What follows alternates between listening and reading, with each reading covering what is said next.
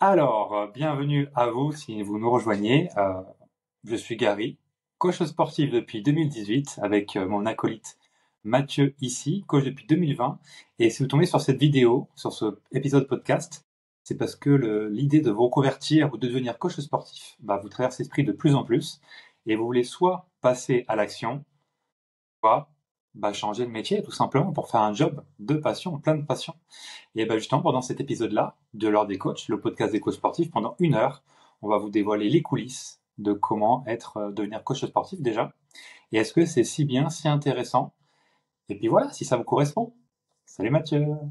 Bonjour Gary, bonjour à toutes les personnes qui nous écoutent. En effet, je suis coach sportif depuis 2020 et je suis propriétaire de mon studio de coaching depuis 2023. Donc oui, aujourd'hui, là, 19 juin 2023, et ça va faire 2 ans là. Si vous nous rejoignez, c'est qu'en effet, ça vous a traversé l'esprit. Pour ceux qui nous écoutent habituellement, vous inquiétez pas, vous trouverez toujours du contenu qui est intéressant pour vous. Ça change pas.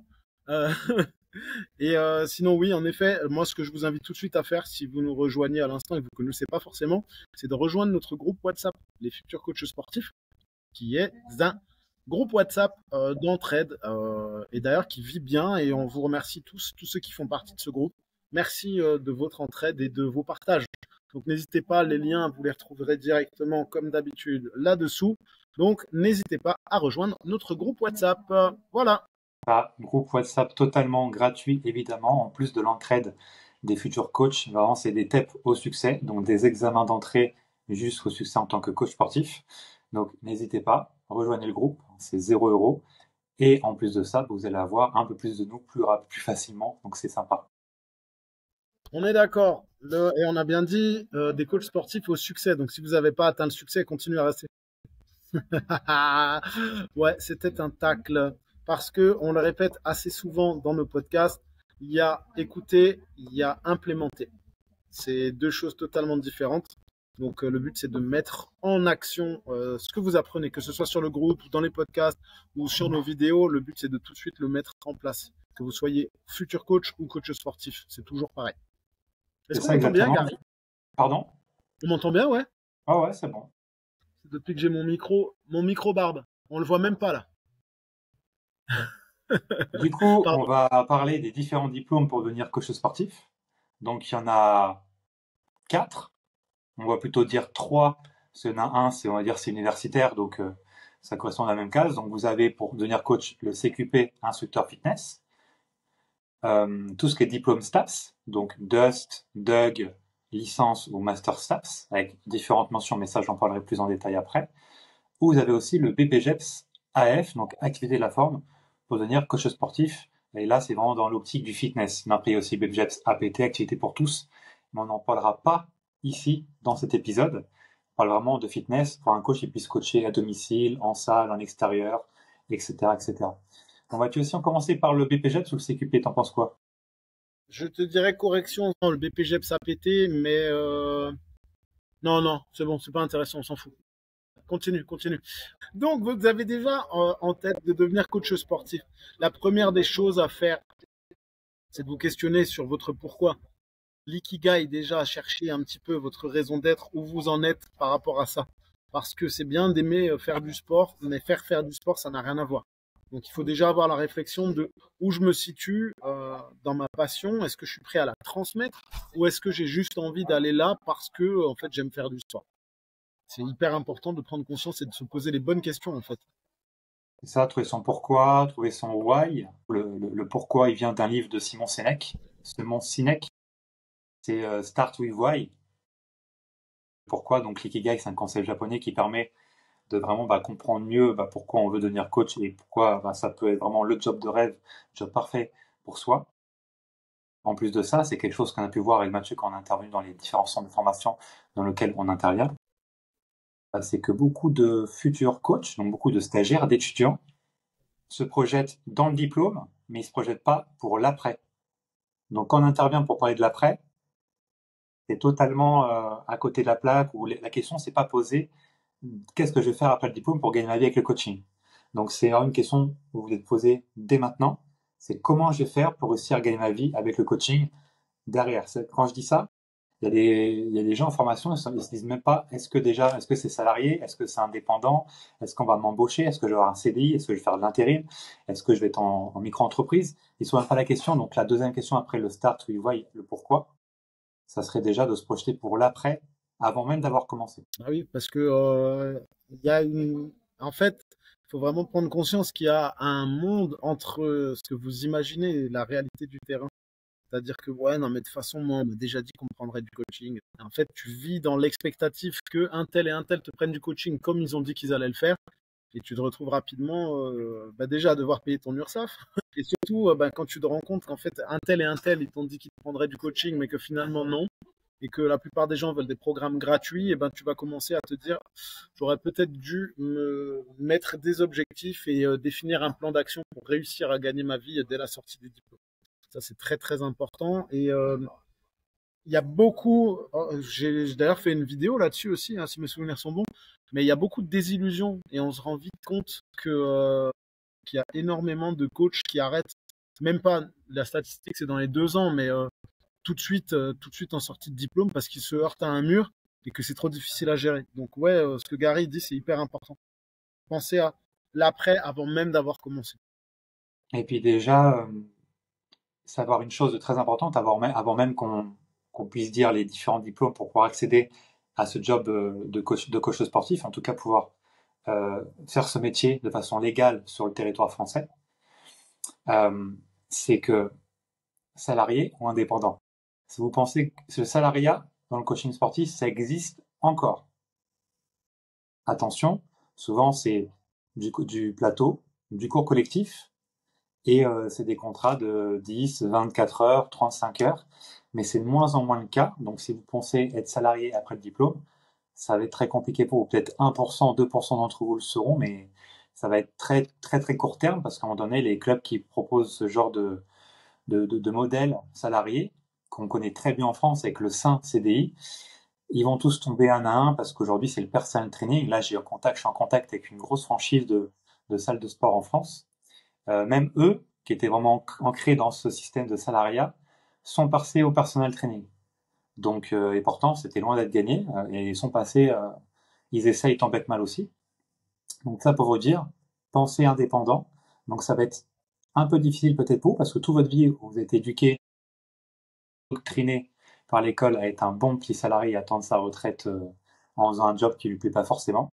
Des fois, vous voulez reconvertir en coach parce que c'est un job qui va plus vous plaire. Bah, sachez que vous serez indépendant avec toutes les problématiques que l'indépendant peut avoir, mais aussi la liberté, les revenus qui peuvent être beaucoup plus hauts aussi. Voilà, si vous comptez salarié, changez de plan.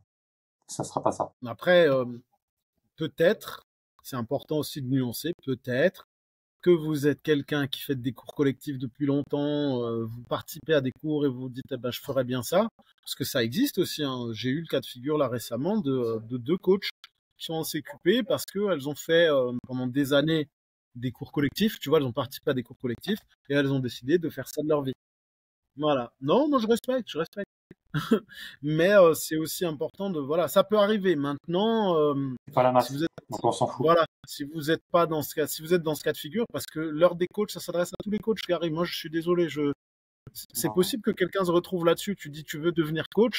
Bah oui, je veux devenir coach, mais je veux devenir coach fitness. Ok, donc là maintenant, eh ben, ce podcast ne s'adresse pas à toi qui souhaite vivre du truc. Mais moi, je trouve ça important de nuancer et que les gens, parce que ça peut arriver, que comprennent, oui, bah, c'est pas la meilleure des idées. Et peut-être qu'on arrivera à te faire changer d'avis en t'expliquant les attraits du personal training en tant que coach sportif.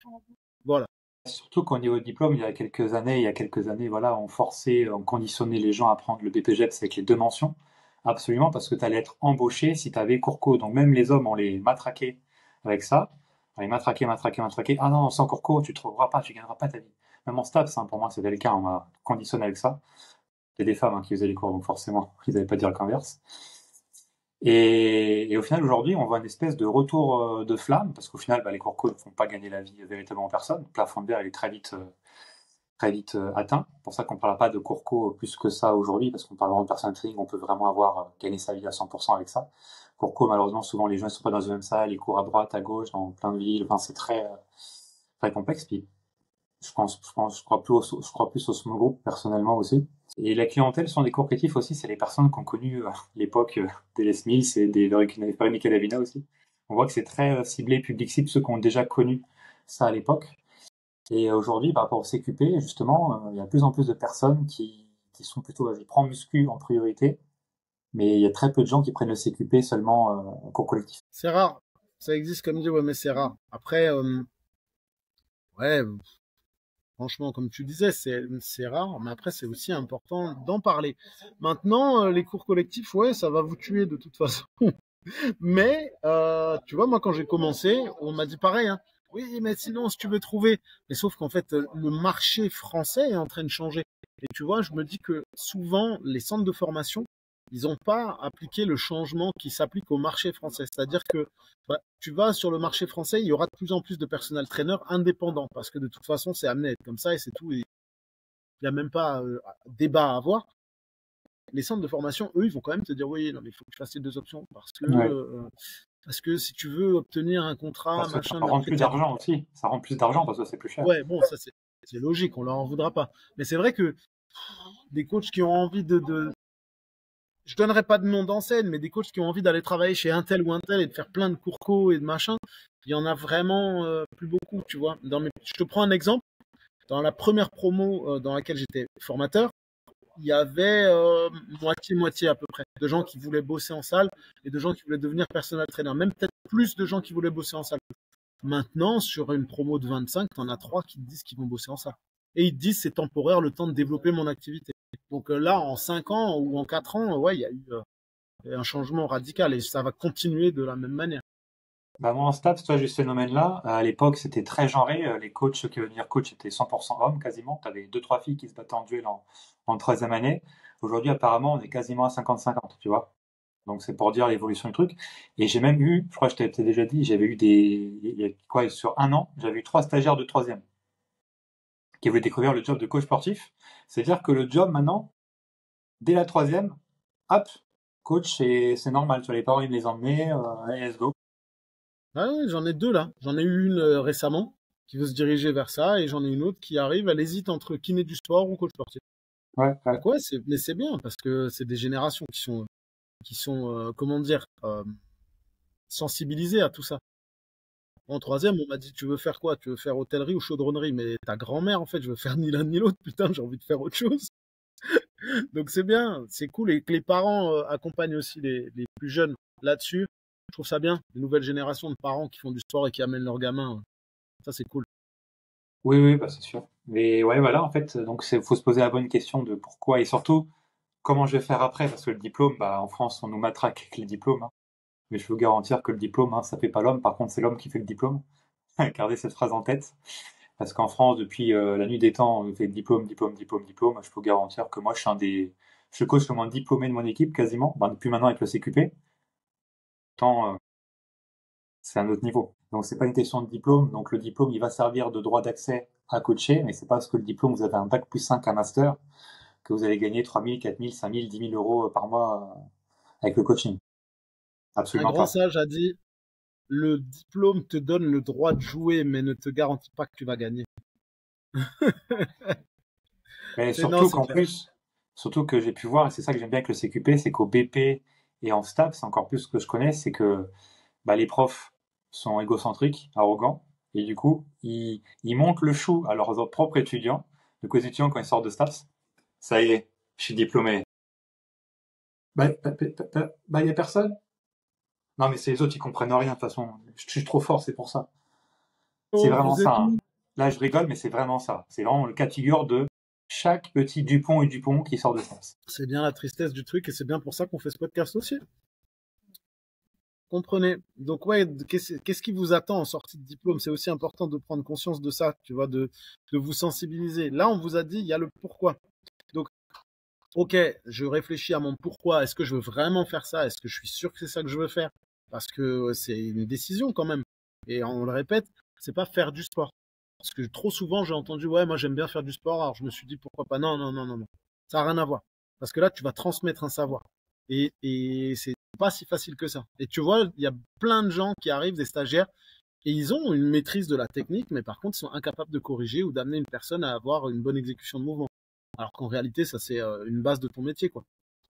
Donc, ouais, posez-vous la question, est-ce que vous voulez faire ça parce que vous aimez le sport ou parce que vous avez aussi envie de transmettre? Il y a une envie de transmettre.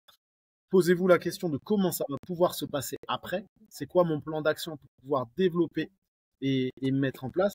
Et posez-vous la question de combien je veux gagner aussi. Combien je veux gagner d'argent? Est-ce que je veux être un utopiste, comme on en parlait déjà dans un podcast, je veux gagner 6 000 euros par mois en faisant du coaching en présentiel? Tu me diras 6 000, c'est faisable, mais je veux gagner 10 000 en faisant du coaching en présentiel, ça va devenir un peu plus compliqué pour toi. Donc posez-vous la question, combien vous voulez gagner? Et donc la question, c'est aussi ça, Gary. C'est quoi le salaire d'un coach sportif pour les gens qui nous écoutent? Bah, tu me connais, hein, tu me connais avec mes mots, hein. Déjà, faut pas qu'il parle de salaire, déjà, parce que du coup, bah, il sera pas salarié, donc il sera indépendant. On va plus parler de revenus, de chiffre d'affaires slash bénéfices après. Mais là, on va parler vraiment de chiffre d'affaires. Quand vous êtes coach indépendant, la métrique la plus importante, c'est le chiffre d'affaires que vous dégagez. Quand vous allez parler à un autre coach indépendant, à un autre entrepreneur, il vous parlera toujours de chiffre d'affaires. Donc, c'est important déjà de parler la même langue. C'est important. Donc, salaire, vous oubliez ce mot-là, parce qu'il n'existe plus quand on est coach. Et combien un coach indépendant peut se faire? Bah, c'est très variable. On va dire qu'il y a plusieurs niveaux. On va dire des niveaux de mindset aussi, parce que plus ton état d'esprit, plus tu t'ouvres, plus tu comprends certaines choses, en fait, tu vas comprendre. Pour moi, le coaching, c'est la chose suivante. Tout ce qu'on t'a dit, tu pensais était vrai, va s'avérer faux, et tout ce qu'on t'a dit qui était faux va s'avérer vrai. Donc, c'est très décontenançant, et il faut surtout pas apprendre de nouvelles choses, mais désapprendre. Désapprendre, c'est le plus important. Donc, il va voir.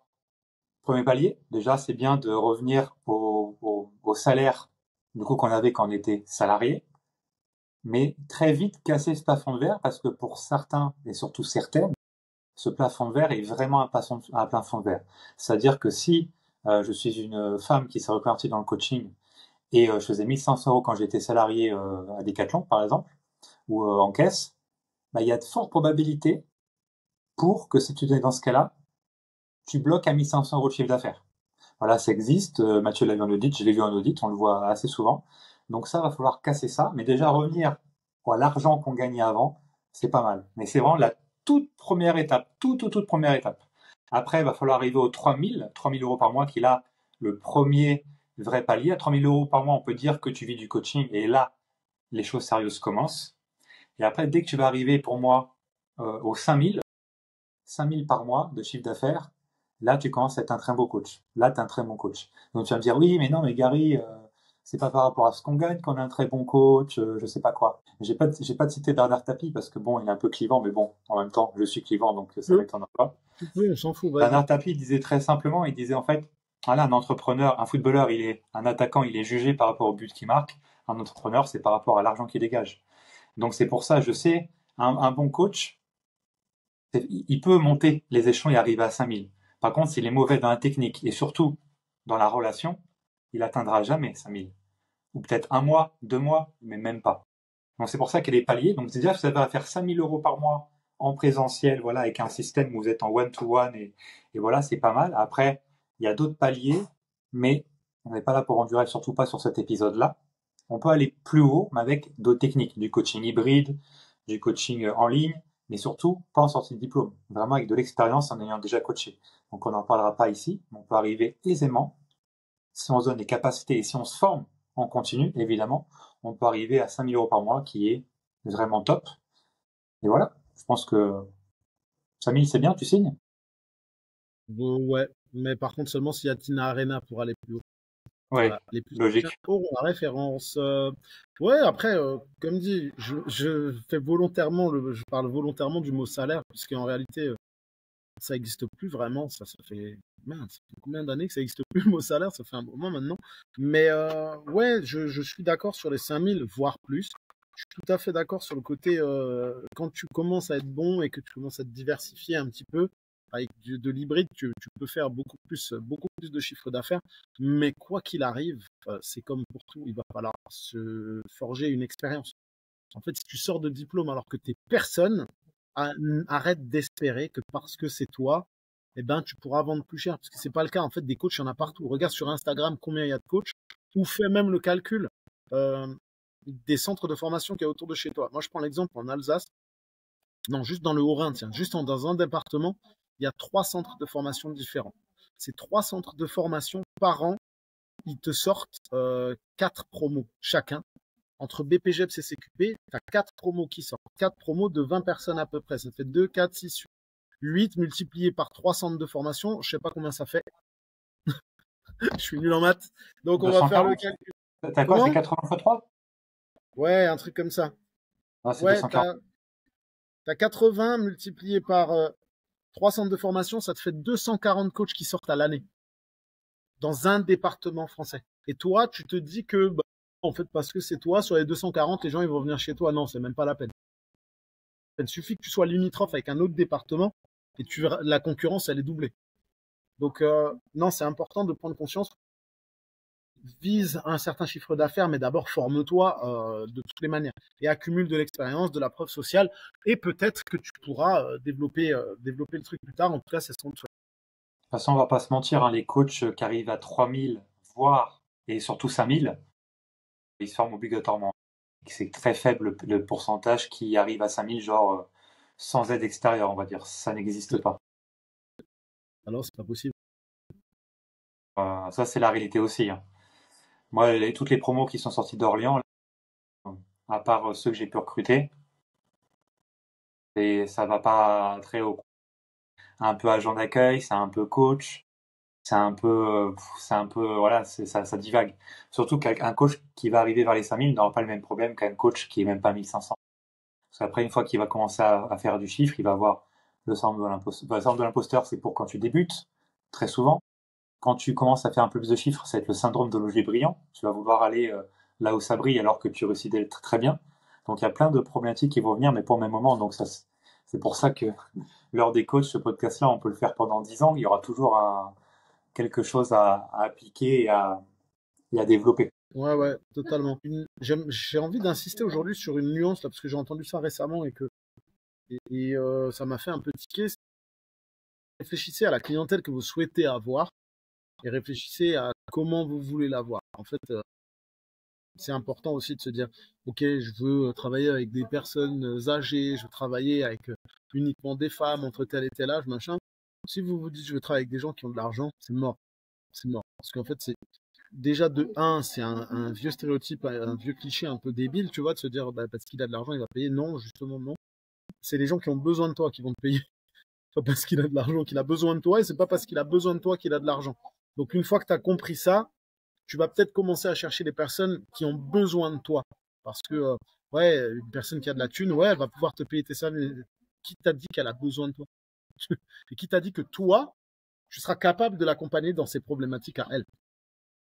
Tu vois? Donc, commencer aussi à réfléchir à ça, c'est une chose importante. Vers quel type de public je veux me diriger? Vers quoi je me sentirais bien? Avec quel type de personne je me sentirais à l'aise de faire ce que j'ai envie de faire? Ça, c'est aussi hyper important. Ouais. Non, mais criez plus fort, vous avez raison, on ne sait jamais. Non, c'est sûr, il faut choisir sa clientèle. Et surtout, avant et même pendant le diplôme, il faut se poser la question de l'argent et du comportement des gens. Aujourd'hui, la France, on n'est pas beaucoup éduqué au niveau du sport. Voilà, la France n'est pas un pays de sport, hein, slash Florent Manodou et notre bon vieux Teddy. Coucou Teddy. Ils l'ont dit sur les plateaux télé et ils ont raison. C'est-à-dire que la France n'est pas un pays de sport parce que bah, quand on est plus jeune, prof de PS, c'est vraiment le dernier prof. Tous les autres profs vont dire il sert à rien. L'administration, elle va pas être avec lui. Les parents, ils vont dire ouais, c'est bon, vas-y, t'as tes règles, tu vas pas. Donc le prof de sport, il est pas du tout mis en avant. Et en plus de ça, il faut qu'il ait un master, il faut qu'il ait un CAPES, un diplôme, un concours national. Et l'éducation nationale est tellement gentille et tellement politisée aujourd'hui qu'ils vont lui donner 1400 € par mois en sortant de diplôme. En tout cas, c'était ça encore il y a un an. Et pour le compenser, allez, 2 ans. Tu vas aller dans un ZEP, un collège à zone d'éducation prioritaire. Super, allez, cadeau. Merci pour tes... Donc, en mettant ça dans le contexte... Ah oui, mais non, la France, c'est clairement pas un pays de, c'est pas un pays de sport. Tu sais, moi, j'ai un pote là qui était prof dans l'éducation nationale, mais prof de français. Ok. Il était prof de français, et en fait, il est passionné par le sport. Il a repassé son concours là, 3, 4 fois. 4 fois peut-être. Parce Voilà. qu'il avait vraiment envie de faire ça, tu vois. Le mec, il est passionné suffisamment au point où il s'est dit, vas-y, j'y vais. mais c'est un parcours du combattant, sachant qu'en plus, lui, il est force de proposition parce qu'il est passionné par ce qu'il fait, tu vois. Mais en fait, il se heurte à un mur assez souvent, même dans les choses qu'il veut mettre en place. Parce que en réalité, tu te rends compte que l'éducation nationale, ils s'en battent les couilles de ce que tu proposes. Il faut juste que les gamins ils fassent un minimum de sport et comme ça, on nous lâche la grappe et on a le quota. Alors que tu as d'autres pays là où tu as des sports qui sont tellement ouf, les profs de sport, voilà, c'est un vrai truc. Alors que ouais, en France, on n'est pas la terre du sport, non, c'est sûr. Et après, on parlera pas de l'effet Paris Jeux Olympiques. Oh, il y aura plus de gens pour le sport. Il y aura l'effet Paris pendant 1000 ans. En fait, il n'y a déjà plus l'effet Paris 2024. Et en plus de ça, le budget du sport, il a été restreint. C'est important de savoir vers quoi vous dirigez. Pourquoi je veux faire ça? Comment je vais m'organiser pour la suite? Combien j'ai prévu de gagner et qui j'aimerais encadrer? Tout Maintenant, à il y a fait. les débouchés aussi du début. C'est important de parler des débouchés que vous pouvez avoir dans votre milieu, parce qu'il y a des gens qui se posent la question, est-ce que je peux faire de la prépa physique, par exemple? Tu vois, on a le cas de figure des coachs, enfin des mecs qui sont passionnés par le foot, par exemple, des mecs qui sont coachs de foot, ce genre de Ouais. truc, coach de volley. Est-ce que je peux faire de la prépa physique derrière avec mon diplôme? Qu'est-ce que tu réponds à ça, Gary?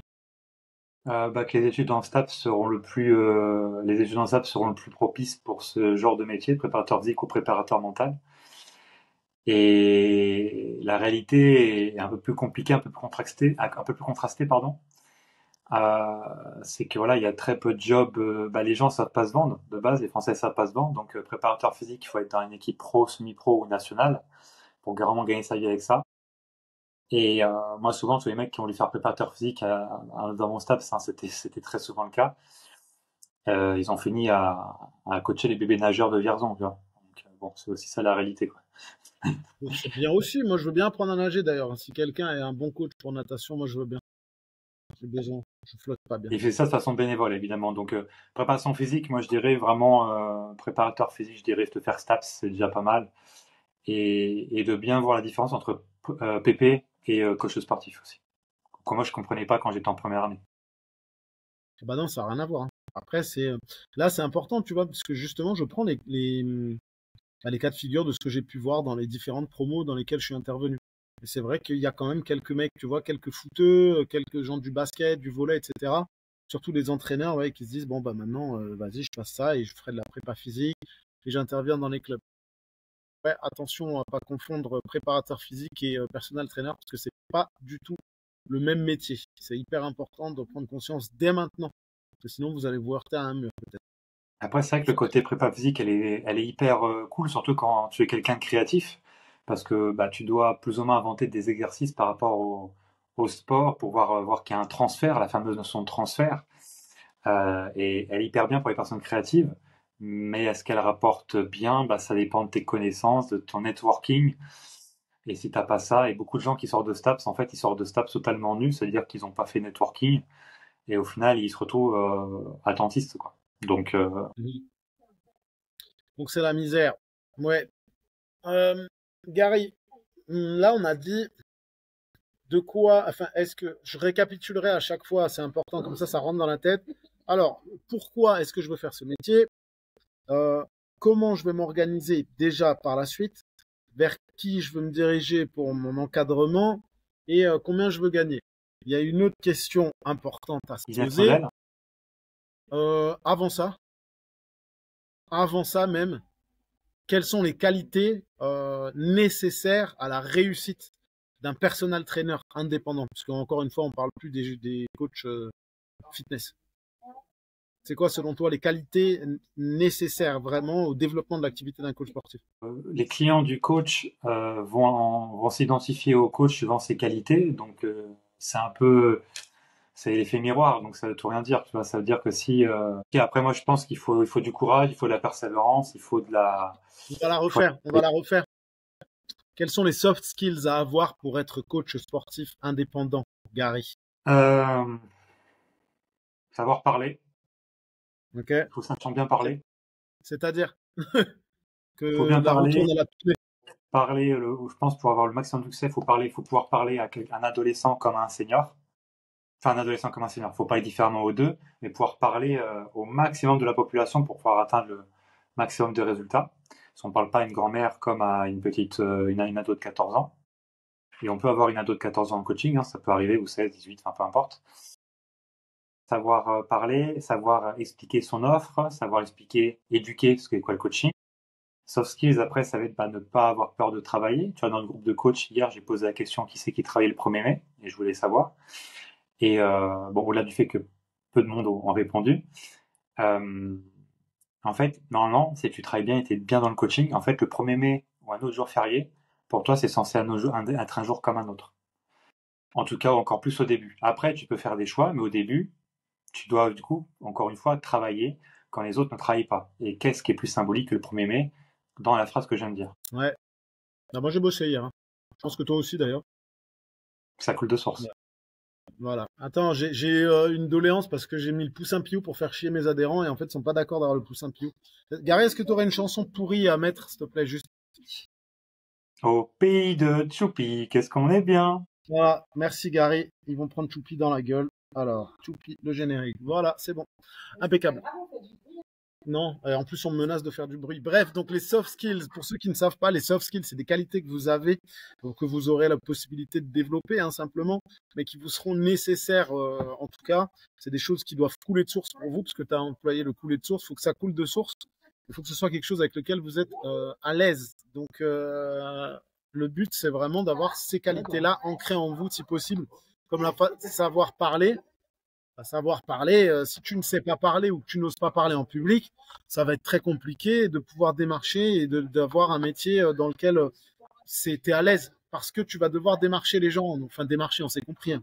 Après, c'est plus du démarchage. Mais si tu n'oses pas parler aux gens et que tu ne sais pas parler en public, clairement, soit tu développes cette qualité-là, donc ce soft skill, soit tu te diriges vers un métier où tu es dans ton bureau pendant 12 heures et que tu parles à personne. Quoi. Et c'est pour ça, justement, le savoir parler en public, pour moi, c'est un gros défaut de beaucoup de gens et surtout de coachs aussi. Donc, c'est pour ça que bientôt, sur l'école des coachs, on aura un module spécifique par rapport à savoir parler en public, parce que j'ai remarqué d'expérience qu'en fait, les coachs, ils savent pas expliquer leur offre, ils savent pas parler en public. Et pour revenir aux soft skills que tu viens d'expliquer, je pense qu'il faut savoir poser un cadre. Donc, c'est-à-dire qu'il faut toujours être professionnel et surtout, avoir du leadership. Sans leadership, il n'y a pas de séance, c'est vague, voilà. Un coach, il doit être leader. S'il n'est pas leader, ça va être très compliqué. En tout cas, leader dans l'âme. Et après, il y a une différence entre être un leader et être arrogant. Je vais répéter cette phrase. Il y a une différence entre être un vrai leader, être un meneur d'hommes et de femmes, bien évidemment, et être un connard arrogant qui pense être le meilleur. C'est pas la même chose. Parce que si tu es là et que tu dis, oh, mais de toute façon, ça va aller, il n'y a pas de problème. Moi, de toute façon, je sais parler, il n'y a pas de problème, ça se passe bien avec tout le monde. Non, en fait, tu es un connard arrogant, donc ça marchera pas. Parce que la beauté d'un leader, et contrairement à un chef, c'est que le leader, il n'a pas besoin de dire que c'est lui le leader et que ça va bien pour lui. Ça se sait, ça se sent. Si tu es là à essayer de te rassurer, c'est déjà que tu n'es qu'un connard de vantard. Le soft skill d'être un leader et le lead et le charisme, ça va être important pour pouvoir aller développer votre activité. C'est ça. Puis il faut pas oublier que voilà, l'avantage en STAPS, c'est qu'on étudie la psychologie et la sociologie, ce qui n'est pas le cas dans les autres formations qu'on va vous expliquer juste après. Ça, c'est un gros plus, sachant que en STAPS, c'est le plus gros coefficient, c'est ces matières-là. Et la sociologie, c'est l'étude du comportement humain. Et sachez qu'en France, les Français et les Françaises détestent l'arrogance. Et souvent, ils interprètent beaucoup trop rapidement la confiance en soi. Ils disent confiance en soi, c'est de l'arrogance. En France, parce qu'en fait, un Français et les Françaises ont rarement confiance en eux. Vous allez voir que vos clients, ils vont vous toujours dire, ah, j'ai pas confiance en moi, j'ai pas confiance en moi, j'ai pas confiance en moi. C'est vrai. Et dès qu'il y a quelqu'un qui sort du lot et qui a plus confiance, ils vont dire, arrogant, il est suffisant, il est prétentieux. Non, en fait, c'est juste que tu voudrais au moins minimum être comme ça. Tu l'es pas, donc tu dis, veux pas. Donc, c'est aussi culturel, hein, faut pas oublier, hein, comme l'argent, c'est culturel. Vous allez dans un autre pays, ça sera pas pareil. Vous allez dans les pays de l'Est, voilà, il n'y a pas ça. Il n'y a pas de oh, t'es arrogant, je suis fragile, Non, il n'y a pas ça. Ouais. Au Japon, et ça n'existe même pas, ni l'arrogance, ni la confiance en soi, tu les montres pas en public. Il y a toujours cette notion de pudeur, tu vois, dans les pays du soleil levant. Donc oui, en fait, c'est culturel. C'est sûr que c'est culturel. Mais tu vois, je prends l'exemple d'Arnaud qui était là la semaine dernière. Il est arrivé, il a posé ses couilles sur le plateau, il a dit, ouais, je suis coach sportif à succès. C'est comme ça. Boum. Tu vois, et pour les gens qui gagnent pas ce qu'ils gagnent, ils vont se dire, tu vois, lui, non. Donc, il y en a plein qui vont pas croire les montants qu'il a dit aussi. Oui, voilà. Mais tu vois, là, Les c'est gens- différent parce que le mec, il a une expérience, il a une preuve sociale, donc c'est pas de l'arrogance. Non, là, c'est de la confiance en soi. Moi, vraiment, ce que je parlais, c'est le mec qui vient de dire, moi, de toute façon, j'ai pas peur parce que de toute façon, tu sais quoi, il y a tout le monde qui me suit, ça va bien le faire parce que de toute façon, je suis un orateur né, je sais parler. Ok, bon, bah, écoute, on verra. Hein. Là, tout ça pour dire que l'interprétation, c'est la pire des choses, surtout dans le coaching, parce que le coaching, c'est vraiment un art de coacher. Et il faut pas interpréter, c'est-à-dire qu'il faut, quand vous n'êtes pas sûr, il faut reformuler, il y a tout un truc tout un truc à faire. Puis le monde n'est pas, les cartes n'est pas le territoire, évidemment, donc le monde n'est pas le même. Et ne pas présupposer. C'est très très important de ne pas présupposer, Ah, c'est-à-dire garder vos idées reçues pour vous et garder ouais, en fait, votre interprétation. Ce que vous avez présupposé, ne le sortez jamais parce que ça, c'est une qualité qu'on va vous donner là maintenant, mais c'est hyper, je répète, c'est hyper important de ne pas présupposer. Ah, vous êtes venu avec votre fille? Non, c'est ma femme. Ah, vous venez pour de la perte de poids? Non, je viens pour éduquer ma cheville. Ah, vous êtes enceinte? Non, j'ai juste du ventre. Voilà, ce genre de truc. Ne présupposez pas parce que ça va vous flinguer une vente, ça va vous flinguer un coaching.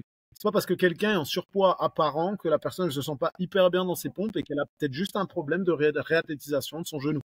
Donc, non, et c'est ça. silence. L'interprétation, c'est la pire chose que vous pouvez faire. Et ça se travaille, hein. C'est très dur hein, de ne pas interpréter, sachant que dans votre environnement, tout le monde va donner son avis. En France, on donne son avis pour tout, n'importe quoi, alors qu'on t'a pas demandé. Donc c'est très. Toi, souvent, on dit, ah, t'as une copine? Ah, vas-y, montre-moi. Et quand tu montres, la personne va dire, ah, bah, elle est belle. Ah, elle est pas belle. Mais je t'ai montré qui c'était, je t'ai pas montré comment elle était. Tu Il y vois a ou pas? pire. Il y a pire, Gary. Ah, t'as coupé tes cheveux. Ah, je préférais avant. Mais ouais, mais je m'en branle en fait. J'en ai rien à foutre. Ah, je préférais quand t'avais la barbe courte. Ouais, mais moi, j'en ai rien à foutre. En fait, je t'emmerde. Ah, t'as mis ce pull là, mais moi, je préfère quand tu mets l'autre. J'en ai rien à foutre. Ça t'arrive jamais, ça? Oh, Gary, aujourd'hui, t'as changé de coupe de cheveux. Bah, je préférais celle d'avant. Qui t'a posé la question? Qu'est-ce que j'en ai à branler, en fait? Non, par contre, bah, ma mère était coiffeuse, donc à chaque fois que je changeais de coupe, j'avais possibilité de changer de coupe assez facilement. Et en fait, ce que tu vois, c'est que bah, justement, ça fait mal à beaucoup de personnes, ce genre d'affection. Parce que du coup, ça les conditionne. Au début, ils se disent, vas-y, je vais faire un truc original. Pendant une semaine, en plus, les Français sont durs. Hein. Pendant une semaine, on a dit que t'étais moche parce que c'est pas juste. Les gens ont dit que t'étais moche. En gros, ils ont dit soit t'étais moche, soit tous les synonymes pareils.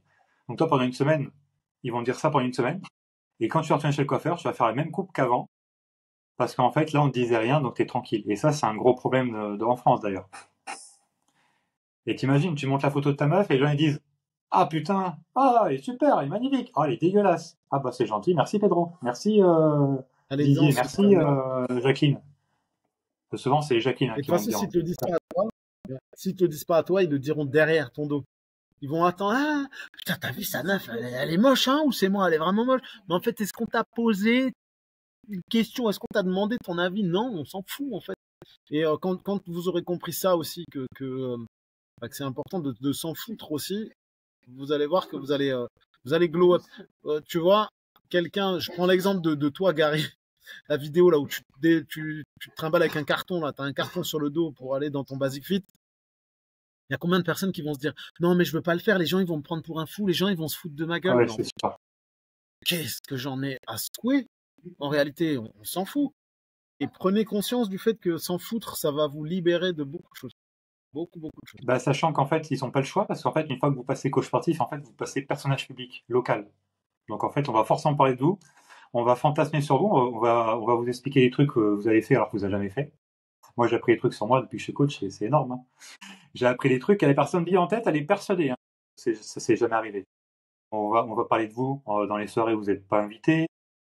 On va parler de vous tout le temps. Donc forcément, c'est un job. Moi, j'ai toujours été très timide jusqu'à facilement mes 19 ans, facilement jusqu'à STAPS. D'ailleurs, ça m'a énormément libéré d'être en STAPS, d'être à fac de sport avec ce sentiment d'appartenance qui est hyper fort, hyper puissant. Et en fait, j'ai toujours fait un job où justement, tu es sur l'estrade, entre guillemets, pour prendre le lexique des coachs fitness. Et en fait, j'avais pas la capacité de l'être comment j'étais. Donc, j'ai dû travailler toute ma vie pour pouvoir prendre la lumière et ne pas. Parce que quand tu es à la lumière, tout le monde veut te tirer dans l'obscurité. Hein. Faut pas oublier ça.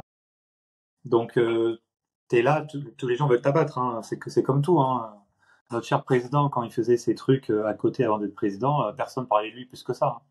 Maintenant qu'il est président, t'as tous les Français qui vont dire que voilà, ils vont parler sûrement le mal de lui, quoi. Tu vois. Politique, genre, je sais pas. Non, mais c'est pas La une question de la politique, c'est juste qu'en fait, il y a pas plus pouvoir que le président, quoi, tu vois. Les gens, ils trouveront toujours des choses à dire. De toute façon, malheureusement. Mais bref, revenons à nos Il moutons. faut être prêt pour ça, en tout cas. Voilà. Ouais, de devenir un personnage public, c'est aussi important de savoir que oui, vous allez devoir avoir un masque de coach sportif parfois. Ça peut être chiant. Bon, après, quand tu es réel dans ce que tu fais, l'avantage, il est là aussi. Hein. C'est que quand tu fais pas semblant et que tu as appris à t'en foutre de ce que les gens y pensent, tu es capable d'avoir moins ce genre de problème. Parce que souvent, il y a des coachs, ils sont là, hey, salut, ça va, tu vas bien, nanana. Et en fait, tu les croises en dehors, ils te font la gueule et ils te calculent même pas parce que ça les gonfle au possible, tu vois, c'est tous des gros cons. Donc, non, une fois que tu t'en fous et que tu es toi-même, eh ben, ça passe beaucoup mieux et c'est beaucoup plus facile. Donc, Ouais, arrêtez parce de que faire semblant, ouais. est-ce qu'on va sûrement vous klaxonner, on va vous voir au bar, on va vous dire bonjour, vous êtes une mini-star locale, quoi. C'est simple que ça. Donc, on va vous klaxonner, on va vous faire hey, hey. Et là, tu vas dire ah. Et les gens qui vont te dire bonjour, dire ah, t'es Gary, tu veux même pas les connaître. Quand tu es Ouais, ça c'est implanté localement, c'est ça. voilà, quand tu es bien implanté localement. Parce que si tu sors de formation et que tu te dis, Inch'Allah, j'ai des clients, non, ça marche pas comme ça. Ah, mais j'ai fait une vidéo sur ça, elle a fait 200 vues. Et d'ailleurs, c'est un bon indicateur d'ailleurs de popularité. Tu vas dans ta ville, tu marches et si on t'arrête X fois, c'est que ça commence à bien prendre. Ou que tu vendais du shit, du bon shit. Après, oui aussi. Hein. Mais ouais, c'est clair. Après, ça devient Sinon, chiant des fois. diplôme, les gars. Non, ça devient chiant après. Ah, Ouais, diplôme. Quel diplôme je vais choisir aussi? Et est-ce que tu ouais. as d'autres questions là-dessus, Gary, toi? Vas-y. Par rapport à quoi? Je suis futur coach. Qu'est-ce que je me pose comme question? Ah merde, oui, j'avais un truc. Ah, business model, modèle économique. Ouais, impec. Alors, business model, après, il faut réfléchir au business model, au modèle économique, c'est-à-dire que plus vous allez vous disperser dès le départ, enfin, il ne faut pas se disperser du tout, mais souvent les coachs qui débutent, ils ont tendance à disperser, donc là où va le vent. Voilà, je ne sais pas si vous avez déjà fait un five entre potes. Si tu cours, donc un five, c'est 5 contre 5, terrain en intérieur, ou oui, terrain en intérieur ou même en extérieur, tu me diras. Si t'es pas à ton poste et tu cours après la balle pendant 1 heure, ça va être très compliqué pour toi. Tu vois, si tu cours après la balle, tu as ton cardio aux 10 minutes, il y a plus personne. Hein. C'est terminé. Là, c'est la même chose pour le business model. Il faut se mettre focus sur un seul et unique pour avoir des revenus et que ça soit très clair dans ta tête, dans la tête du prospect, dans la tête du client. Et là, c'est magnifique. Donc, il y a plusieurs modèles économiques qui marchent et qui peuvent marcher partout en France, en métropole, dom-tom, territoire ultramarin, tout ça. Et certains qui peuvent marcher vraiment là où il y a du soleil, par exemple. Je pense notamment au coaching en extérieur. C'est un business model qui est intéressant pour peut-être les gens qui sont sur la Côte d'Azur, dans les îles, d'autres pays un peu plus aphrodisiaques ou autres où il y a du soleil tout le temps. Ça nécessite Un pays plus aphrodisiaque? Ok. Il y a des pays qui sont aphrodisiaques. Ils font bon paradisiaque, dos. aphrodisiaque, latrique, quoi. D'accord. Ok. Ok, ok. Merci. Merci. C'est les hommes Vas-y, oui. trépieds, ça, c'est un autre. Le trépied, le tripode. Donc voilà, business model, il va y avoir le suivant, il va y avoir le coach sportif en salle de sport, on appelle le personal trainer, très souvent, justement par rapport à ça. Le coach sportif à domicile, ok. Le coach sportif en extérieur, donc suivant les endroits où il fait beau, parce que c'est quand même relativement difficile d'emmener des gens à l'extérieur quand il fait mauvais, mais encore, je pense que c'est une question d'éducation sportive avant tout. Donc ça, le coach peut travailler sur ça et les avoir toute l'année, même quand les endroits où il ne fait pas forcément beau toute l'année. Et vous avez aussi le coaching en entreprise. Donc il y a des gens qui peuvent vivre que de coaching en entreprise, même si en France, dans les moyennes petites villes, et même dans les grandes villes, c'est sous-développé, sous-coté, comme dans beaucoup de choses en France, et notamment le coaching. Donc là, il va vraiment avoir, n'importe quelle ville où vous êtes, coach en salle, coach à domicile. Coach en salle, vous allez payer un loyer ou une redevance à une salle de sport. D'accord?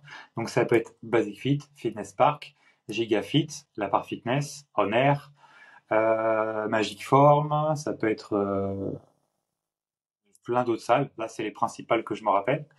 Donc vous payez un loyer à la salle en échange de pouvoir accéder à la salle dans ce plage d'horaire d'ouverture, accès aux machines de grosse qualité, enfin en tout cas largement suffisantes, qui nous coûterait un bras si on le faisait nous-mêmes. Il y a le coaching, là je parle vraiment des business models pour les débutants, hein. Je ne parle pas de studio ou quoi que ce soit, parce que pour moi, il faut avoir déjà un petit peu de background, tu vois, il faut avoir un background. Donc en salle, il y a soit ça, voilà, il y a soit ça, donc vous payez un loyer à une chaîne, comme ça, c'est nickel, vous avez accès à la clientèle, aux machines et aux heures d'ouverture, donc vous pouvez amener vos clients et coacher les gens à l'intérieur. Vous avez aussi des formats de redevance aussi, donc redevance c'est de l'accompagnement en plus dans les salles, donc notamment les systèmes où il y a un head trainer, donc un coach en chef qui va vous recruter, former, accompagner. Donc là, vous allez avoir un accompagnement supplémentaire, donc vraiment une redevance. Donc là, vos chances de réussir en salle sont beaucoup plus fortes, sachant qu'en salle, il n'y a pas de meilleur business model qu'un autre, hein. Le meilleur business model, c'est celui qui nous correspond. Faut pas oublier, hein. Donc là, même si quand je parle, vous pouvez interpréter le fait que je parle de ce que je connais ou de ma paroisse, il n'y a pas de meilleur, hein. Il y a vraiment celui qui nous convient le mieux. Moi, je parle de ça parce que moi, c'est celui que je kiffe le plus. Donc c'est pour ça, enfin le plus facile, le plus tout ce que vous voulez. Et après, en salle, ça va être ça. Un coach à domicile, donc c'est un coach qui va au domicile des gens. Donc souvent, ça, c'est dans les villes où les gens n'ont pas forcément accès à des salles, où les salles sont loin, ou qu'ils ont peur du regard des autres et qu'ils veulent, qu'ils n'ont pas le temps, qu'ils veulent rester chez eux pour diverses raisons. Souvent, le coach sportif à domicile, il est accompagné du service à la personne, le SAP, c'est-à-dire que les personnes qui prennent un coach à domicile sont exonérées de jusqu'à 50%, enfin de 50%. Et ça, c'est aussi quelque chose à prendre en compte. Il y a les trajets, domicile, etc. Voilà. Et l'autre business model, ça va être l'extérieur ou entreprise. Donc extérieur, je coach une personne, un duo ou un groupe dans des parcs, plages, voilà, extérieur, quoi. Et coacher en entreprise, il y en a dans les grandes villes qui vont être carrément dans l'organigramme de l'entreprise. Donc là, ils sont plus salariés ou intervenants externes. D'accord? Et j'aimerais bien développer ça cette année, justement. J'ai envie de faire une vidéo sur ça, sur l'école des coachs, justement, sur le coaching en entreprise, tout savoir ce coaching en entreprise, pour pouvoir en fait avoir 2, 3, 4, 5 entreprises, peut-être max, et que le coach il tourne, il soit vraiment impliqué dans l'entreprise, où il coach vraiment à la fois des groupes pour la solidité de l'équipe, qu'il y ait moins d'absentisme, hein, ça c'est prouvé par la science, hein.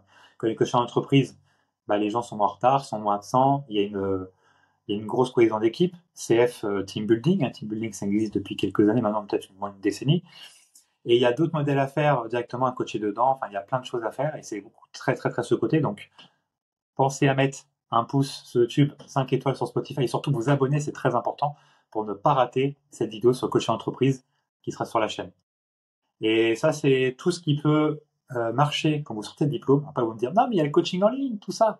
Non, non, non, on met pas le coaching en ligne là, parce que c'est quelque chose qui peut marcher à condition qu'on ait de l'expérience, un peu comme le studio, tu vois. Ça ne demande pas les mêmes connaissances et compétences parce qu'en ligne, ça demande à bien gérer l'ordi, à parler de coûts d'acquisition client, à parler de LTV. Voilà, il y a beaucoup de notions, on va dire, entre guillemets, d'école de commerce. Donc, si vous êtes à côté de la plaque, il faut faire de la pub, il faut faire du référencement, il faut faire du SEO. Ça peut être très, très, très compliqué. Donc, je m'arrête là, d'ailleurs. Mais ça marche pas quand vous sortez de diplôme. Commencez à pratiquer, voir déjà si ce coaching ça vous plaît, et après, let's go. Yes. Je pense qu'on a tout dit, hein. Je pense qu'on a tout dit. Après, ouais, comme dit, n'hésitez pas à intervenir, à réagir et à nous rejoindre sur notre groupe WhatsApp qu'on puisse avancer tous ensemble. Et qu'il y ait plein de bons coachs qui arrivent sur le marché, qu'on arrête d'être dans la galère et d'être, comment je dirais ça pour pas vexer qui que ce soit. Qu'on arrête d'être complètement à la ramasse en France comparé à tous nos voisins européens concernant le personal training. Voilà. Je vais juste te donner une info. ChatGPT, tu connais, j'utilise vraiment tous les jours et je maîtrise de plus en plus, c'est juste une dinguerie. J'ai voulu faire la comparaison entre France et US. Vous allez me dire, bon, il y a toujours un écart, toujours un retard, etc. C'est vrai. Et justement, pourquoi il y a ce retard-là? C'est souvent à cause de l'ego du français qui va dire, ah non, non, non, les Américains, n'importe quoi. Sauf qu'au final, ça finit par arriver chez nous à chaque fois, tu vois. Les médias français, ils adorent dire, oh, regardez les États-Unis, oh, ils sont cons. Ouais, en faisant ça, en fait, ils font nous pas regarder chez nous, et c'est bien de regarder chez soi avant les autres, hein, priorité nationale. Et en fait, j'ai demandé à ChatGPT, voilà, c'est quoi le niveau d'éducation sportive, enfin d'éducation au coaching plutôt, entre US et France, mets-moi une note sur 10. D'après toi, il m'a mis combien États-Unis sur 10 et combien en France? États-Unis 8, France 2. États-Unis 9,5, France 4. Ça va, on n'est pas si à la ramasse que ça. Dans 20 ans, on y sera. Alors ouais, 20 ans, 30 ans même. Donc tu Ouais, vois, ouais, c'est c'est pour clair. donner un peu l'écart entre les pays. On n'a pas besoin d'aller chercher si loin, hein. On va juste en Angleterre, En laisse Allemagne, tomber, moi je suis à côté en en Allemagne, Allemagne. ça n'a rien à voir. Il y a des marchés comme ça, c'est terrible. Donc il y a tout à faire, mais en fait, là, il y a le sport santé qui arrive, donc le sport accessible à tous, et on joue aussi sur l'accessibilité à fond avec Mathieu. C'est-à-dire que n'importe quel coach peut réussir, à condition qu'il ait une bonne cible, et qu'il soit vraiment dans le sport santé, et que les personnes vivent plus longtemps, vivent mieux, en bonne santé. Donc là, j'ai un témoignage d'un adhérent, tu vois, il me disait, ben, en fait, quand je suis arrivé en retraite, d'un seul coup, comme si son système nerveux avait lâché, il a commencé à avoir mal partout, partout, partout, partout, partout, mais vraiment partout. Il a fait un test du cœur et tout.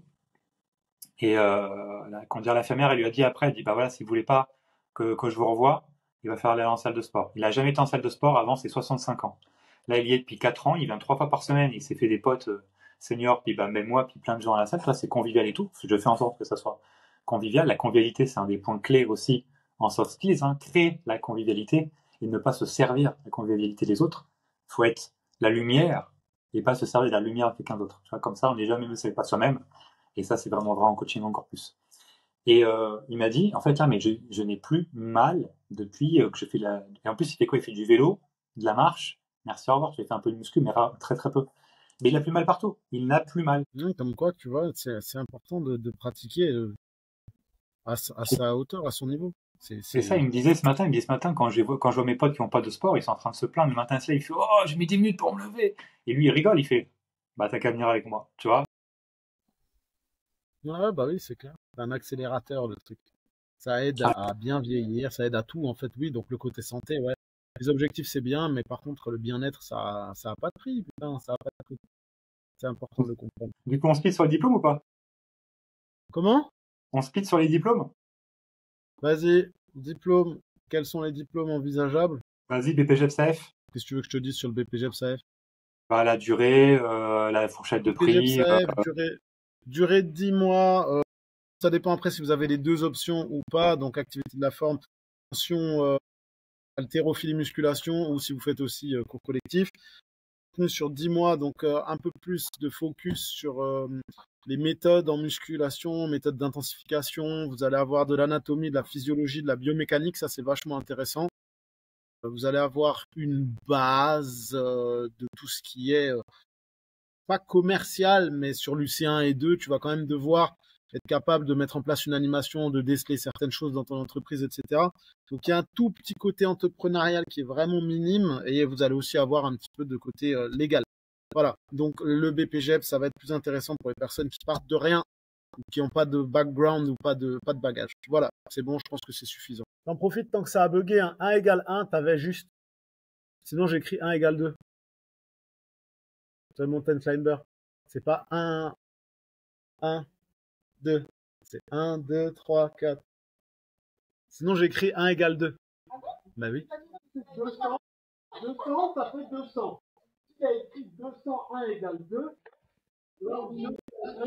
A carré plus B carré égale C carré. On reprend en BPGEPS. Moi, j'ai donné la définition du BPGEPS.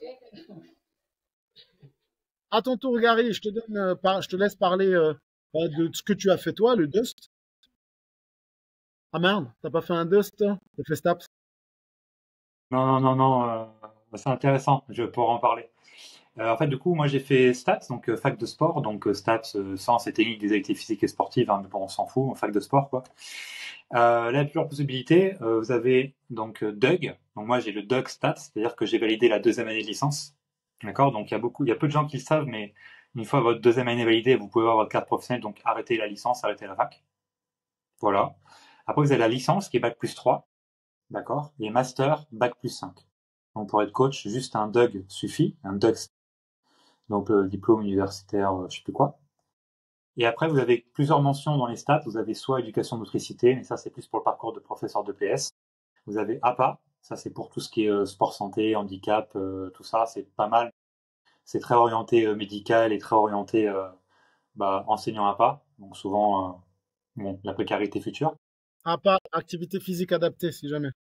Ouais. Donc souvent c'est la précarité, on va pas se mentir, parce que c'est un job entre le kiné, l'ostéo et le coach. Donc au final, ça marche toujours pas. C'est pas voilà. Il va voir après, il va voir management. Donc ça c'est plus pour gérer des salles ou pour gérer des trucs. Et il va voir après entraînement sportif. Donc ça c'est ce que j'ai fait. Et dans chaque STAPS, vous avez une option normalement, un sport en particularité. Donc moi c'était fitness, sport santé. Bon, même si c'est un nom qui donne classe, sur 5 semestres sur 6, c'était des cours de Toto-Yuto. D'où ma détestation forte pour les cours de Toto-Yuto, step. Je parle de chorégraphie, hein, parce qu'après, les cours en groupe, après, j'ai pas du tout de mal. Hein. Ce soir, je vais faire mon sport Saint-Olivier, on serait une dizaine, moi j'ai pas de mal avec ça. Mais c'est pas chorégraphie. Puis on te dit pas que c'est ça qui va te faire envie de ta vie et tu vas pas manger grâce à ça, quoi. Euh, donc il y a ça, il existe aussi le DUST, du coup, métier de la forme. Donc ça, c'est un autre diplôme. Il n'y avait pas ça à Orléans, mais là, c'est en métier de la forme. Ça, tu peux retrouver ça à Paris, à Paris-Saclay, à, à Rennes aussi. On a un étudiant à nous, là, Matt, qui a fait un DOS métier de la forme. C'était Louis de Blois. Il a fait un DOS métier de la forme à Rennes. Là, après, il a bougé en studio là, avec mon pote Kevin. Salut, Louis. Et donc, tu as ça. Donc, DOS métier de la forme, je crois, c'est 1 an et demi, 2 ans. Voilà, donc c'est universitaire. C'est pas mal. C'est un peu général, c'est pas mal. Tout ça, ce que je vous dis, ça va correspondre à des personnes qui suivent une scolarité classique, c'est-à-dire qu'ils ont eu le bac, normalement, et qui vont à la fac, et genre ils ont 18, 19, 20 ans. Donc c'est plus pour des jeunes. C'est pas des profils en reconversion et tout ça. C'est important de le dire aussi. Le public cible, BPGEPS, ça va être des profils soit qui ont eu ils ont validé le collège, ils ont le bac ou pas, en tout cas ils ont le niveau. Souvent BPGEPS, c'est des gens qui sont relativement jeunes. La moyenne d'âge en BPGEPS en France, c'est 22 ans. À 22, 23, je sais plus, et CQP, c'est 33. Tu vois, donc pour donner un ordre d'idée. Après, il y a aussi la licence pro métier de la forme. Donc c'est ce que Maxime a fait, là, que j'ai eu ce matin que j'ai en coaching. Lui, il a fait le master MIF, mais pas MIF, c'est important. Je te connais, Mathieu. Il a fait pour être professeur de PS, après il a fait licence métier pro de la forme, là, licence métier de la forme, pro de la forme, pardon. Et donc il y a ça en termes universitaires, et après il y a le CQPIF, là, instructeur fitness qui vient d'être renouvelé, là. Là, ça y est. Depuis hier soir, il est renouvelé pour 5 ans. Voilà, donc vous l'avez peut-être en avant-première, il est renouvelé pendant 5 ans. Donc là, jusqu'à 2030, vous pouvez faire un CQP instructeur fitness, qui est un diplôme qui va plus toucher des personnes qui veulent se reconvertir justement en tant que coach sportif, en tant que personal trainer. Donc vous avez des disparités par rapport aux différents centres de formation. Il y en a qui vont proposer une mention personal trainer musculation et d'autres qui vont proposer les deux, même si mon propre avis, je pense que il va y avoir de moins en moins de cours co aussi, parce que ça demande beaucoup de ressources et de logistique. Et vous allez avoir le diplôme entre 3000, il va monter aussi parce que la maquette de CQP, elle va monter là. Premières infos. Donc tac, tac, tac, ouais, le CQP, vous allez avoir de 3000 € jusqu'à 6500 pour les deux mentions. Les PGEPS, vous êtes plus autour des 6 à 8000. Dis-moi si je me trompe, 5 à 8. Ouais, c'est ça. Bon, en vrai, le BPGEPS, honnêtement, le BPGEPS, il y a de plus en plus, enfin, il y avait, en tout cas, ça va diminuer, et c'est pour ça que le BPGEPS est amené à crever tout doucement. Il y avait beaucoup de monde qui se faisait financer. Et vu que les financements vont être de moins en moins importants, il va y avoir de moins en moins de monde qui seront prêts à se financer le BPGEPS, clairement, Ouais, malheureusement. c'est vrai.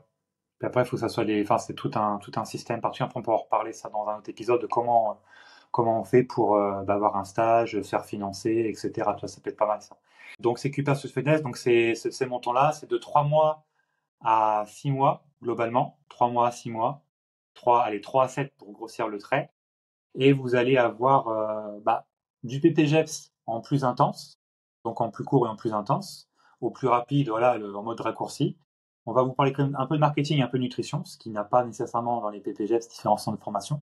Donc on va vous dire, ce qui est bien en CQV, c'est ce que j'aime. On va dire, voilà, vous avez le permis après, continuez à vous former pour ne pas avoir d'accident, etc. Ce qui est rarement fait, et en tout cas éduqué dans le BPGEPS, c'est encore moins un STAPS. Donc ça, c'est pas mal le CQP. Ça peut être autofinancé, ça peut être financé. France Travail, tous les OPCO, les organismes de formation, tout ça, ça peut être financé sans problème. Votre boîte aussi peut financer votre conversion. ça faut le savoir. Et puis voilà, CQP, qu'est-ce que je peux dire de plus? Vous en avez maintenant dans toutes les villes, quasiment. Dans toutes les grandes, moyennes villes, vous l'avez. Sur Orléans, vous avez un centre. Peut-être plus bientôt, dans toutes les villes, hein, Dijon, etc., etc. Donc voilà, pour les différents diplômes que vous allez retrouver en France pour le coaching sportif spécifiquement. Voilà. Pardon, on est en train de m'appeler au secours derrière, de l'autre côté. Bah écoute, ouais, je pense que vous avez toutes les infos et de toute façon, l'info primordiale, elle a été donnée dès le début. Rejoignez le groupe WhatsApp. C'est Oui. peut-être l'info la plus importante finalement, puisqu'on sera aussi là pour répondre à vos questions. Mais en tout cas, merci de nous avoir suivis jusqu'à maintenant. Et sachez que vous avez des TEP, des TEP à passer, une exigence pour le BPGEPS ou le CQP. Sachez que bientôt, dans les semaines, mois à venir, on va pouvoir vous proposer une prépa TEP. Mettez-vous dans le groupe parce que vous pourrez être peut-être un bêta-testeur pour tester cette nouvelle formation qu'on lance. Voilà. Oh yes. Eh ben voilà, hein, je pense qu'on a tout dit, donc n'hésitez pas, vous savez quoi faire. Gary, à la semaine prochaine. Inch'Allah, comme disent les Suédois. À la semaine prochaine. Bonne journée, bon week-end, ciao.